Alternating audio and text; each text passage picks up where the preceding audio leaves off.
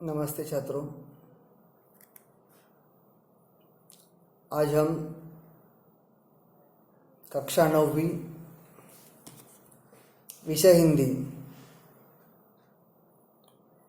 पाठ दूसरा बिल्ली का बिलंगुड़ा इस पाठ का अध्ययन करेंगे। इस पाठ के लेखक राजेंद्र लाल हांडा एक जाने माने कथाकार है। आपकी रचनाओं में पत्र पत्रिका सतत प्रकाशित होती रहती है। समसामयिक विषयों पर आपकी रचनाएं सामाजिक समस्याओं को उद्घाटित करती है।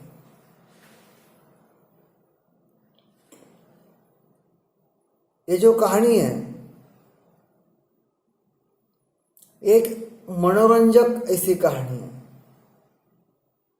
छात्रों का मनोरंजन करना इस कहानी का मुख्य उद्देश्य है।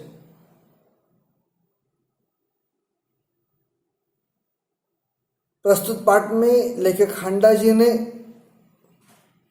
हास्य के माध्यम से गलतफहमी के कारण उत्पन्न विशेष स्थितियों का वर्णन किया है। यूं तो छात्रों इस पाठ में लेखक के सामने कुछ समस्याएं आती है और जिसके ऊपर वो उपाय ढूंढता है और वो अपने इस उपाय में मार्ग में सफल होता है।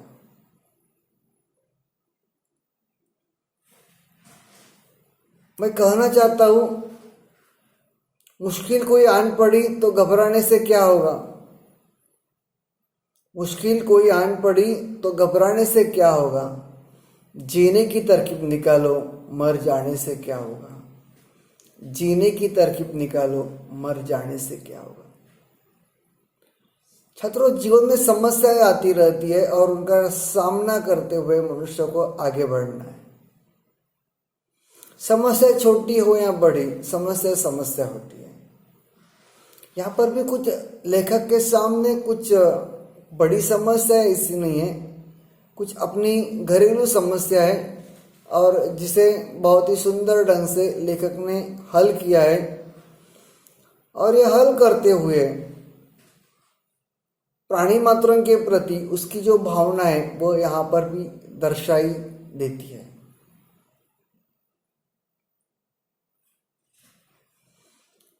ये जो कहानी है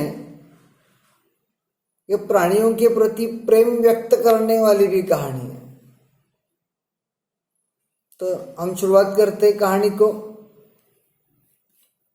एक समय था जब घरों में बिल्ली का आना जाना बुरा समझा जाता था। सही बात है, एक कालखंड था जहां पर बिल्ली का अपने घर में आना लोग ठीक नहीं मानते थे।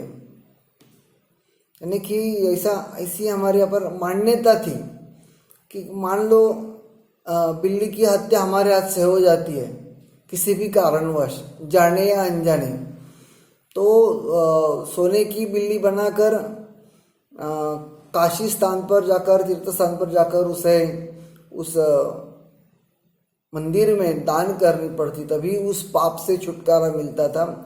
ऐसी हमारी कुछ कह सकते हैं धार्मिक परंपरा या फिर प्रथा है। मैं यह नहीं बता रहा हूं कि यह श्रद्धा है या अंधश्रद्धा है, लेकिन ऐसी प्रथा है।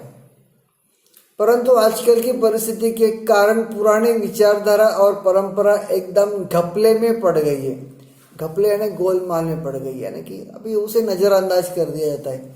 आजकल लोग बिल्ली को पालते हैं क्योंकि आजकल वह मनुष्य के लिए बड़ी काम की चीज है। वही विचार ठीक समझा जाता है जिससे काम चले। पिछले दिनों हमारे घर में बहुत चूहे हो गए थे और देखो आजकल कौन सा विचार सही होता है कि जो काम है, जो विचार काम नहीं आते वो पीछे चले जाते हैं। और सही बात है कि जिस चीज की जरूरत है वो भले ही सही है गलत है, लेकिन अगर कुछ चीजें काम की हो तो उसे अपनाने में कोई हर्ज नहीं होता है। और लेखक के घर में चूहे हुए हैं, उन्हें घर से निकालने के बहुत तेरे प्रयत्न किए गए पर हमारी एक न चली। बहुत सारे प्रयास किए गए लेकिन चूहे निकले नहीं। आटे और अनाज के लिए लोहे के ढोल बनवाए गए। यह उपाय कुछ दिनों तक कारगर रहने उपयुक्त रहा, उसका प्रभाव रहा। लोहे के ढोल बनवाए गए परंतु आंख बचाकर चूहे इन ढोलों में भी घुसने लगे। इस समस्या पर कई मित्रों से परामर्श किया गया, यानी कि चर्चा की गई। इतने चूहे बढ़ गए थे। आखिर यह फैसला हुआ कि घर में एक बिल्ली पाली जाए। इस प्रस्ताव पर किसी को आपत्ति न थी। आखिर में यह तय हो गया कि हम घर में एक बिल्ली पालेंगे। चुनांचे यानी इसी वास्ते एक बिल्ली लाई गई, यानी घर में एक बिल्ली लाई गई। उसके खूब खातिर होने लगे। खातिर होना यानी कि सम्मान होना, यानी कि किसी को कोई दुख नहीं था इस बात का। कभी बच्चे दूध पिलाते, कभी रोटी देते, यानी कि जो संभव हो वो उसे खिलाता पिलाता। उसने विधि पूर्वक चूहों का सफाया शुरू कर दिया और बिल्ली ने भी धीरे धीरे करके एक एक चूहे को खत्म करना शुरू कर दिया। देखते ही देखते चूहे घर से गायब हो गए और एक एक करके बिल्ली ने सारे चूहे नष्ट कर दिए, मार दिए। सब लोग बड़े खुश हुए, सबको बड़ा आनंद हुआ। चूहे से परेशान थे, अब चूहे निकल गए। बिल्ली प्रायः सब लोगों की थाली से जूठा नहीं खाती, इसलिए हमें इसका कोई खर्च भी नहीं पड़ा। और बिल्ली हमेशा सब लोग, घर के जो सारे लोग खाना खाते उसके बाद जो जूठा गिरता वही खाती थी, तो खर्चे की कोई बात नहीं थी। 2 महीने बाद वह समय आ गया जब हम चूहे को तो भूल गए और बिल्ली से तंग आ गए। 2 महीने के बाद स्थिति बदल गई। पहले चूहे से परेशान थे, अब बिल्ली से परेशान है। हमने सोचा चूहे तो खाली अनाज ही खाते थे, कम से कम परेशान तो नहीं करते थे। यह बिल्ली खाने में भी कम नहीं और हमें तंग भी करती रहती, यानी कि बिल्ली को साथ रखना कोई आसान काम नहीं है। उसके प्रति हमारा व्यवहार बदल गया। बिल्ली भी एकदम समझदार जानवर नहीं, बिल्ली भी कम समझदार जानवर नहीं। जो शेर के काबू में नहीं आई वह हमसे कैसे मात खा जाती। लेकिन शेर भी बिल्ली से डरा हुआ रहता है। शेर भी बिल्ली को पकड़ नहीं पाता है। तो हम मनुष्य हैं, हम क्या करेंगे। उसने भी अपना रवैया बदल दिया। बड़ी होशियार जानवर होती है बिल्ली। जैसे ही मनुष्य ने अपना काम बदल दिया, उसके साथ बर्ताव का, उसने भी अपना बर्ताव बदल दिया। हमारे आगे पीछे फिरने के बजाय वह रसोई के आसपास कोने में दुबक कर बैठ जाते, यानी कि पहले लोगों के घर में जो लोग थे उनके पीछे पीछे वह दौड़ती थी। अब बुद्धिमान हो गई है, वह चुपचाप कई कोने में जाकर बैठी। दुबक कर बैठना यानी छिप कर बैठना। जब मौका लगता मजे से जो जी में आता खाती, यानी कि जो भी मिलता उसे खा लेती, कोई सोचती नहीं। इस तरह चोरी करते बिल्ली कई बार पकड़ी गई।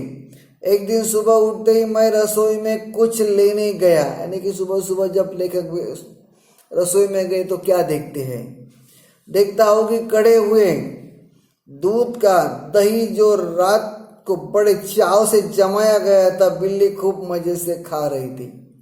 सब लोग उससे परेशान हो गए थे। दूध दही सब अकेली खा लेते थे। अब चिंता हुई कि बिल्ली से कैसे पीछा छुड़ाया जाए। मेरा नौकर बहुत होशियार,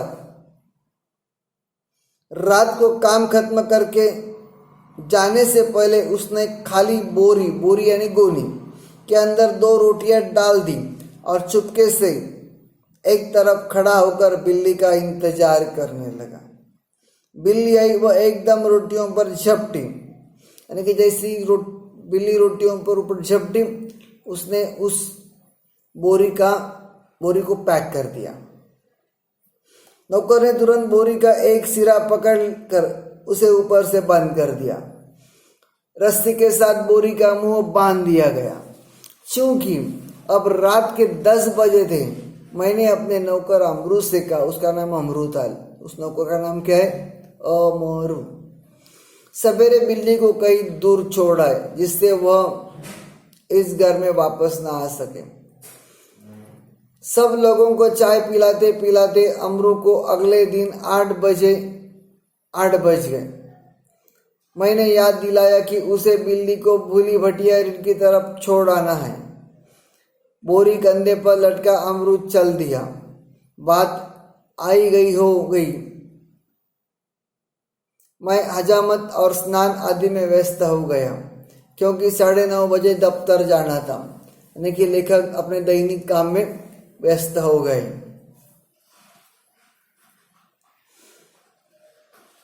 मैं नहाने में व्यस्त था और गुसलखाने में मुझे जोर का शोर सुनाई दिया। गुसलखाना यानी नहाने का घर। मैं नहाने में व्यस्त था और कुछ गुनगुना रहा था, इसलिए मेरा ध्यान उधर नहीं गया। 2 मिनट के बाद ही फिर शोर हुआ। इस बार मैंने सुना कि मेरे घर के सामने कोई आवाज लगा रहा है। आपका नौकर पकड़ लिया गया है। अगर आप उसे छुड़ाना चाहते हो तो छप्पर वाले कुएं पर पहुंचिए। यानी कि लेखक के घर के सामने कुछ लोग आकर बोल रहे थे कि आपका नौकर पकड़ लिया गया है। उसे अगर आपको छुड़ाना है तो छप्पर वाले कुएं पर पहुंच जाइए। मैं हैरान हुआ कि क्या बात है। समझा शायद अमरू किसी साइकिल से टकरा गया होगा। यानी कि लेखक के मन में अमरू के प्रति बहुत सारे विचार उत्पन्न हो गए। शायद साइकिल वाले का कुछ नुकसान हो गया हो और उसने अमरू को धर पकड़ा हो। रही आदमी इकट्ठा होने की बात, यह काम दिल्ली में मुश्किल नहीं और फिर करोल बाग में तो बहुत आसान है, जहाँ सैकड़ों आदमी को पता ही नहीं कि वे किधर जाए और क्या करे। यानी कि ये जो इलाका है वो ऐसे लोगों के भीड़ भाड़ वाला है कि वहाँ किसी को पता नहीं चलता है कि कौन क्या कर रहा है। खैर उधर जा ही रहा था कि रास्ते में खाली बोरी लटकाए अमरू आता हुआ दिखाई दिया। सामने से अमरू आता हुआ लेखक को दिखाई देता है। वह खूब खिलखिलाकर हंस रहा था। वह जोर जोर से हंस रहा था। उसे डांटते हुए मैंने पूछा, अरे क्या बात हुई? तूने आज सुबह ही सुबह क्या गड़बड़ कर की जो इतना शोर मचा और मोहल्ले के लोग तुझे मारने को दौड़े? अमरू को कुछ कहना ही नहीं पड़ा। उसके पीछे कुछ आदमी आ रहे थे। उन्होंने मुझे सारा मामला समझा दिया। यानी उसके पीछे जो लोग आ रहे थे उन्होंने लेखक को सारी बात समझा दी। बात यह हुई कि जैसे अमरू कंधे पर बोरी लटकाए बिल्ली को बाहर छोड़ने जा रहा था, कुछ लोगों को शक हुआ कि बोरी में बच्चा है। यानी कि वो जो बोरी थी उसके अंदर वो बिल्ली थी जो हिल डुल रही थी, तो लोगों को लगा कि इसके अंदर कुछ बच्चा है। 2 आदमी चुपके चुपके उसके पीछे हो लिए। उन्होंने देखा कि बोरी अंदर से हिल रही है। बस उन्हें विश्वास हो गया कि इस बदमाश ने किसी बच्चे को पकड़ा है। अमरू स्वभाव से अल्पभाषी है, वह मस्करा भी है। वह चुप रहा। देखते देखते 50 आदमी इकट्ठा हो गए। उनमें से एक चिल्ला कर कहने लगा, घेर लो इस आदमी को, यह बदमाश उसी गिरोह में से है जिसका काम बच्चे पकड़ना है। उस जगह से पुलिस थाना भी बहुत दूर नहीं था।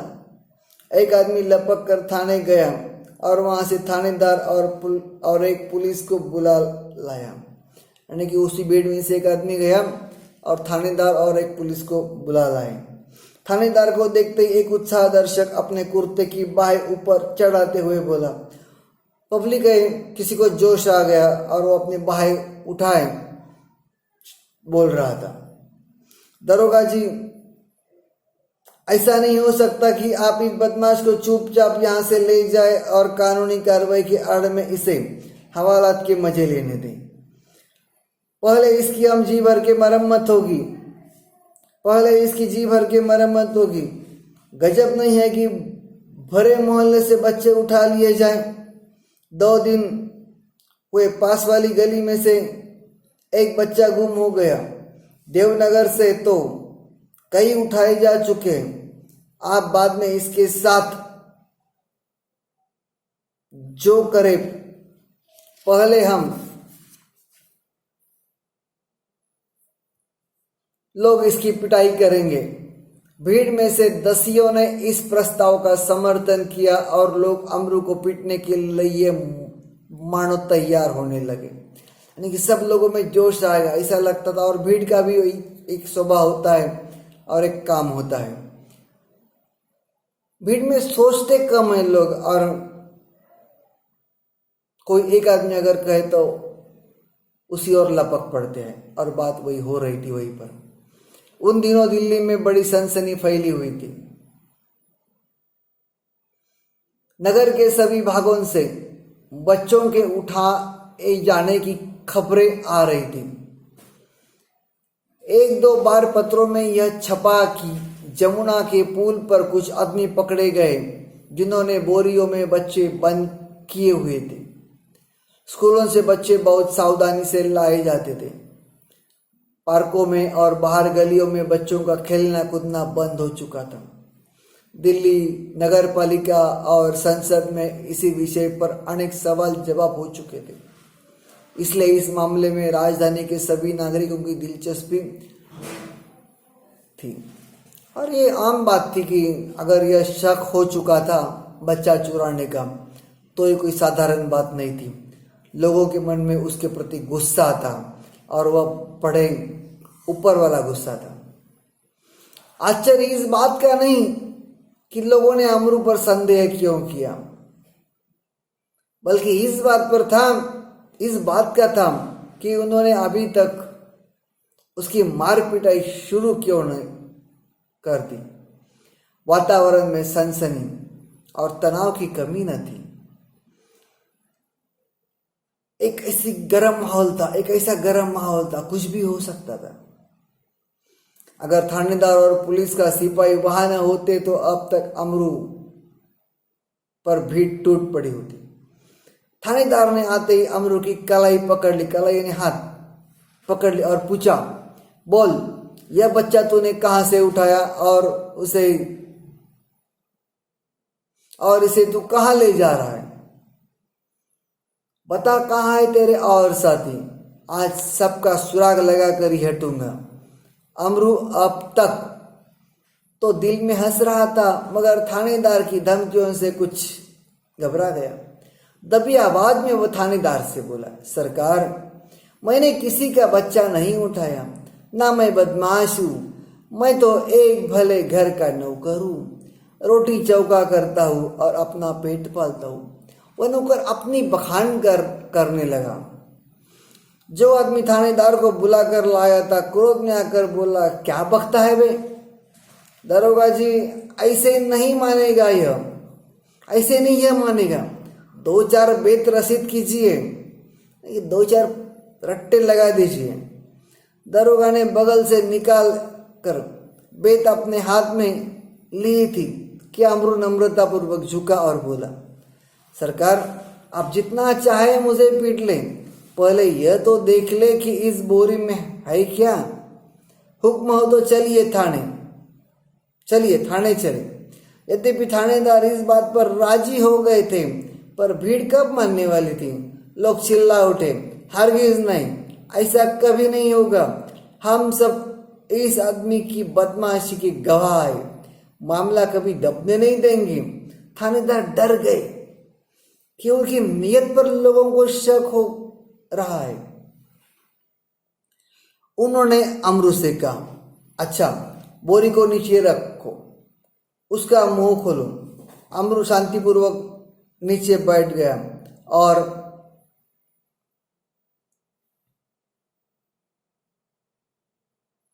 धीरे से उसने बोरी का मुंह खोल दिया। जैसे ही बोरी का मुंह खुला, बिल्ली का बिलक तो लोगों के आश्चर्य की सीमा न रही। थानेदार की भी समझ में न आया कि अब क्या करे। वो थाने की तरफ मुड़ा और एक तांगे वाले की पीठ पर बेतने काठी मारते हुए बोला, जानते नहीं कि रास्ते में तांगा खड़ा नहीं करना चाहिए। इस प्रकार अपनी झेप यानी शर्म मिटाने का यत्न करते हुए दरोगा जी चले गए और अमरू हंसता हुआ घर वापस आ गया।